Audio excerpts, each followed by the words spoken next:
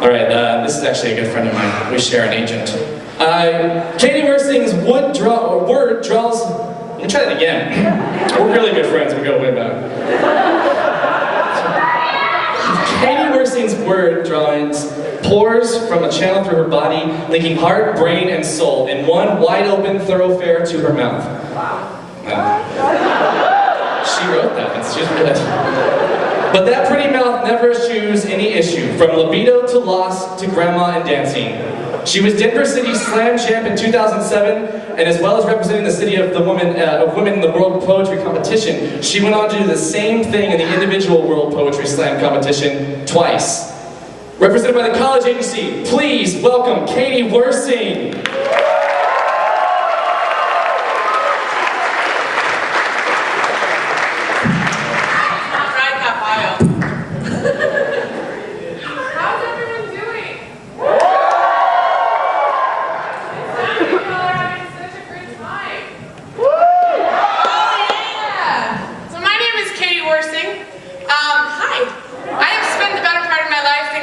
Is absolutely the ugliest last name on the entire face of the planet, until I was about 12 when I learned that in German, Wirsing means red cabbage, so then momentarily it was awesome.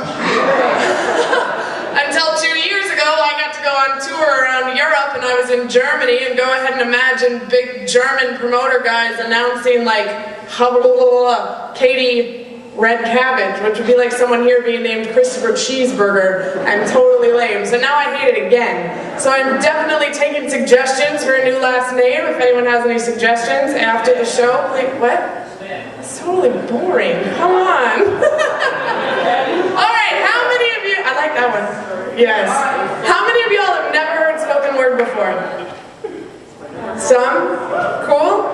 Awesome. I love you the best of everyone here. So, spoken word was invented to be a big, happy, awesome conversation between the poet on stage and the audience. So, what that means is you are not out there to golf clap politely while I read poems about birds and trees and the weather. If you like what is happening up here, please give me a hell yeah. Give me a hallelujah. Throw your bras. Boys, throw your bros. I am an equal opportunity underwear receiver. I just want us to have an awesome, awesome time. So, this first piece I'm going to read is about my grandma. I think everyone probably thinks that their grandma is some really amazing alien creature. I just also happen to think mine is hilarious.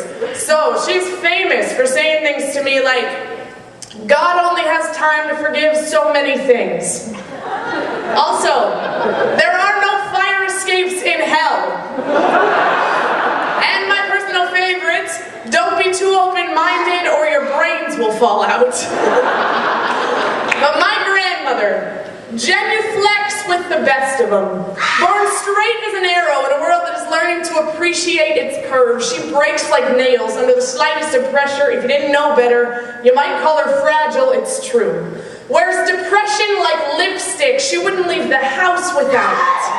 Runs laps around her rosary beads like she is gonna marathon her way into God's good graces. Faces every day in a world of black and white. If you're right, you're on her side. If you're wrong, well, she'll pray for you.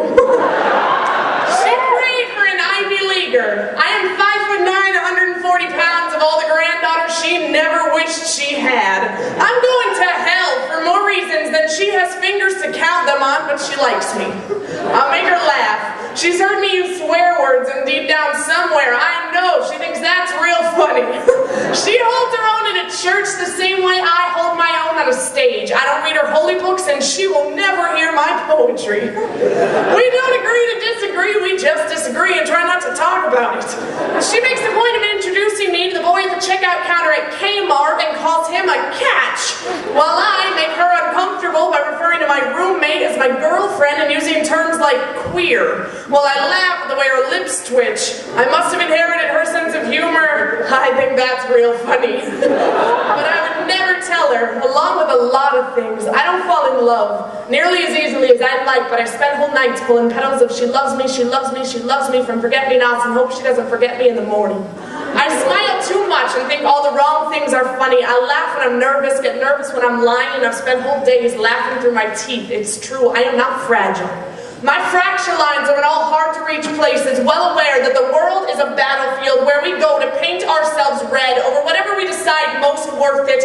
There are people, like my grandma, who think love comes in a box with simple, easy-to-read, two-part instructions. So, imagine my surprise upon opening my mailbox to a Christmas card addressed to two names. Merry Christmas. My Catholic, conservative, God-fearing grandmother, who grew up in a house in a country in a time where my lifestyle was entirely unacceptable, managed to inhale, put pen to paper, and scroll the name of my partner on an envelope like that did not mean everything to her.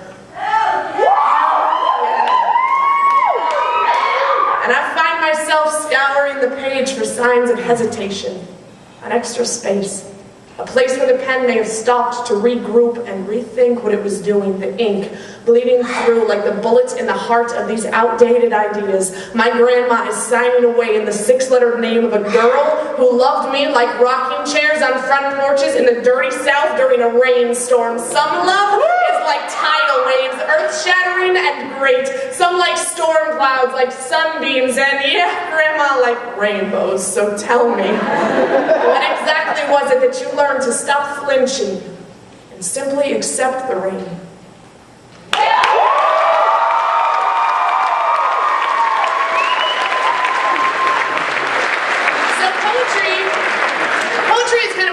Because in music, like when someone is done with a song, like when they stop playing the guitar or whatever, the song is probably over, so everybody knows how to clap. With poetry, like if I stop talking, you don't know if I might start talking again in one sec, so I always feel like I should be like, superstar, I'm done. Like, it's over. So before I was a poet, I was a dancer, and I taught dance to kids from all ages for a long time, and this is a little bit about that. If you were a 6-year-old boy named Jordan who lives in Denver, Colorado, loves baseball, has a particular affinity for Frank Sinatra and teeth to make an accordion jealous, you already know more about heartache than I will ever understand about privilege. I call myself lucky. Like shiny pennies and lotto tickets are what's holding me above the murky water life so constantly keeps him flailing in. On nights the color of blood on a black and white TV where little boys learn too quickly what it means to be a man and men learn like dogs what it is to be afraid, and people dress themselves in concrete and barbed wire, and Jordan asks things to me I don't know how to give when he says, "Miss Katie, I want you to teach me to dance like those guys on MTV because I think my dad probably dances like them and I have always wanted to be just like my dad." So I spend the next hour teaching this little boy his father. Like a father is a history lesson and Jordan is sea-walking through all his dad's past mistakes. It takes every muscle in your body to wear resentment like armor, but Jordan is sporting nothing but love me as he pop and locks out those feelings that make us feel weak, stopping only to say, "Thank you. I know my dad would be proud." If understanding is an art form, Jordan is the Baryshnikov of social grace. Betting his share of the present on the future, banking every misery on a happy ending, tells me he's learning to dance because there is no use pretending, says, "Miss Katie, my mom's real sick and my little baby sister is still sleeping inside her belly and she's not going to make it either, so today I'd like you to teach me that ballet dancing because I know my baby sister would have been a beautiful ballerina."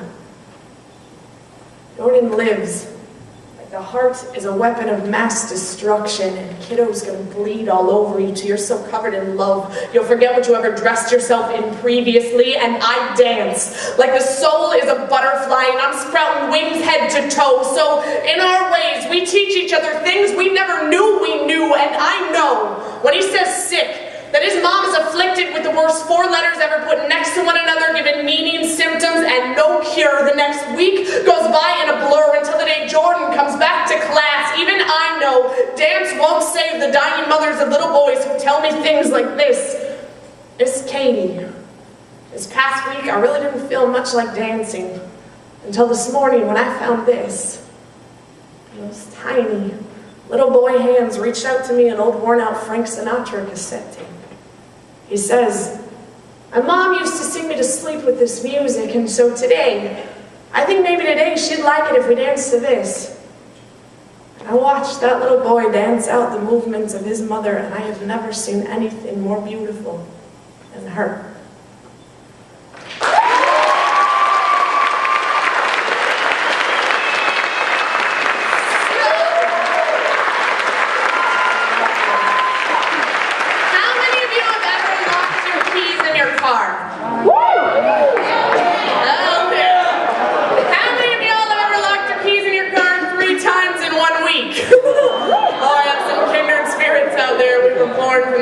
Cloud or something. I am hands down, without a doubt, the most scattered person on the face of the planet.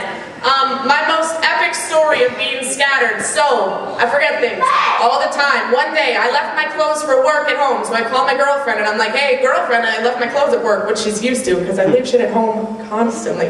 And she's like, "Yeah, I'll bring them to work with me. Why don't you come have lunch and then you can take them?" And I'm like, "Cool, that sounds great." So I meet her at work, we have lunch, I leave. I see a car in the parking lot that looks familiar to me and I have a key to. I get in the car, I drive 10 miles down the highway, and then I'm like, holy, holy, holy, I am in her car. This is not my car, this is her car. So I took her car 10 miles away. So I turn around, speed back, hoping to God that she hasn't noticed and hasn't called me yet. So I get back, I jump out of her car, I jump into my car, and I drive off, leaving the clothes in her car, the whole reason that I even came to meet her in the first place.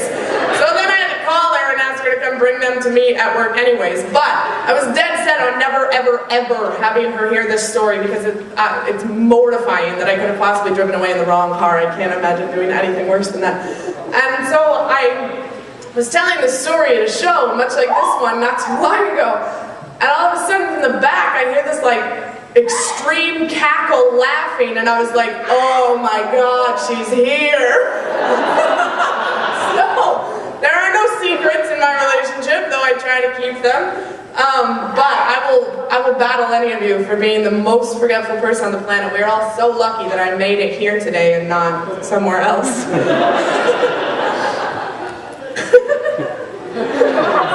lucky. I don't really have cleavage. So when I get pulled over, I resort to crying and lies. I get pulled over a lot. It's not that I am a bad driver. It's just that everyone else seems to focus mainly on driving, while I focus mainly on everything else. I prefer the term artsy over the word scattered, but let's not get wrapped up in the bed sheets of semantics. 9 times out of 10, that means the same thing. I am scattered.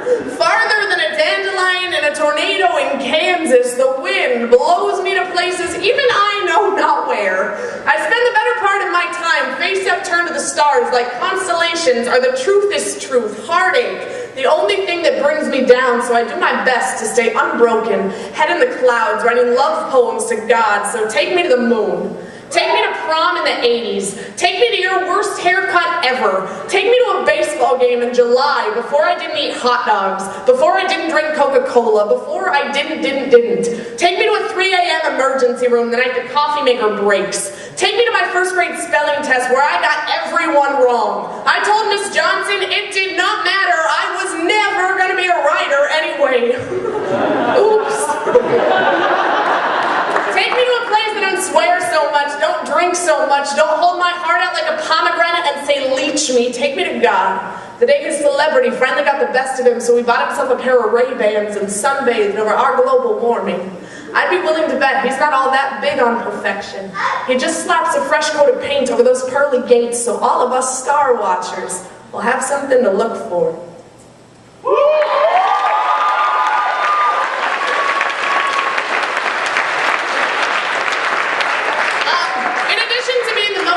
On the planet, who's like ever had something really absurd happen to them? Like what happened to you? That's totally weird, dude. How did you get here? Okay, what happened to you? You super glued your pants to your leg? The your pants. We'll just leave that one to me. What happened to you? I just didn't know my diet set. I was looking at the words to my cell phone for about 5 minutes, realizing that I was talking on it, and telling the person I was talking to that I want. That's pretty good. How about you? I didn't do this to myself, someone else did this to me. Okay. A drunk German man attempted to assault my armpit. Assault. That's really interesting. Yeah. Okay, that stuff happens to me constantly. My life is one big of those events. I've been living in South Florida for the last 2 years, and I just moved to Connecticut a month ago, and what came to Connecticut right after I got there? A hurricane. Who leaves South Florida to get a hurricane in Connecticut? I don't know. But one time in Barcelona, I woke up on a beach wearing nothing but seaweed and sand. Rolled over to find myself face to face with an 8-ball of cocaine, a man the size of a mountain, and a girl who swore she knew better one time. In Australia, I accidentally ended up in a cage underwater where 15 great white sharks were anxiously trying to whisper me a death wish I didn't know I had one time. In New York City, I somehow found myself in a private club with 8 members of the Greek Mafia, drinking cocktails I can't pronounce the names of until 4 in the morning when a bill arrived to the tune of more than I make in a year. When we left the bar, I was given a kiss on the cheek, a $100 bill, and a promise we'd always have grease. One time, in Denver, Colorado, I was stopped in the middle of the night by a not-so-innocent-looking man wearing army fatigues. When the wheels of my car stopped turning, I started to get nervous till I looked to my left and saw he was directing a herd of elephants across the street. I don't do drugs. I rarely drink myself backwards. I am not particularly unstable or unscrewed, but strange things often happen to me. This is true. My very first one-night stand, I was 18 years old. How many of y'all are 18 years old? Don't do it. My very first one-night stand, I was 18 years old. Out at the bar, courtesy of the fake ID of a blonde girl with enormous boobs. The woman's name was Cassie. She had green eyes and the gayest haircut I have ever seen. She bought me a drink. Then she bought me 5 more. And then before I knew what was happening, yeah, y'all guessed it, we were both butt naked, banging on the bathroom floor. At some point during our escapade, she whipped out a pocket knife and directed it towards my 18-year-old flesh, at which point I was forced to yell out, "Hell no, you crazy bitch! I am not into vampire sex." Whatever that is.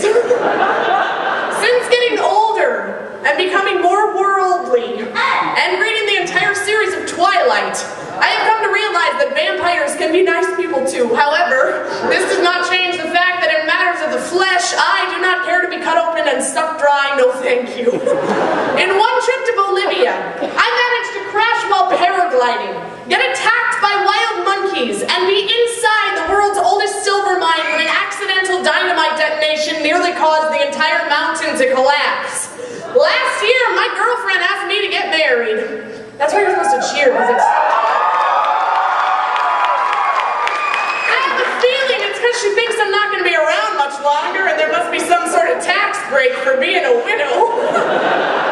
If you have ever wondered if there was anyone whose 1989 Honda Civic was stolen, missing for 2 months, then found in a motel parking lot and stolen back, I did that. If you have ever wondered if it is possible to fund a year-long trip around the world by tap dancing in the streets of Tuscany, I am here to tell you that is possible. And if you are looking for someone to organize you a citywide Jello wrestling competition, then I am most definitely your girl.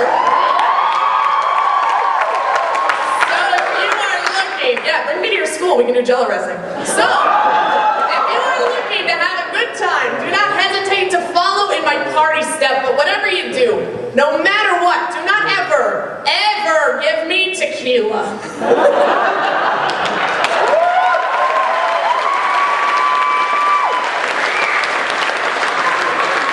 Alright, y'all, this is going to be the last piece I do. Thank you so much for having me. It's always such a treat to come to the Northwest. Thanks so much for vibing with me through all this, for all the hell yeahs. I don't really see any bras or bros on the stage, so maybe we can work on that next time. But Thanks so much. I have some CDs to give out for anyone that wants to come chat with me at the booth afterwards. Please come chat with me. Please come hug me. Please come teach me your favorite dance move. Yes. Thank you. Thank you all.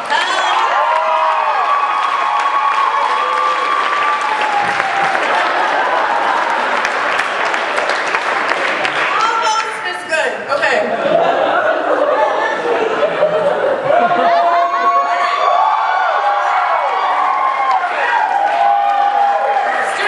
Now I look official. Okay. I'm gonna read the poem like this, so don't be distracted, okay?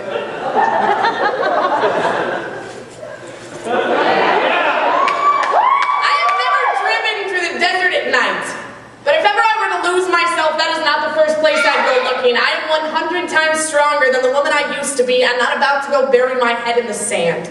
I am your average, everyday, self-righteous, self-conscious, modest, dramatic, bend over backwards for you selfish. I don't pretend to have all the answers. We've all got scars on our bones and scars on our hearts and still wear our skin stretched tight like we got nothing to hide.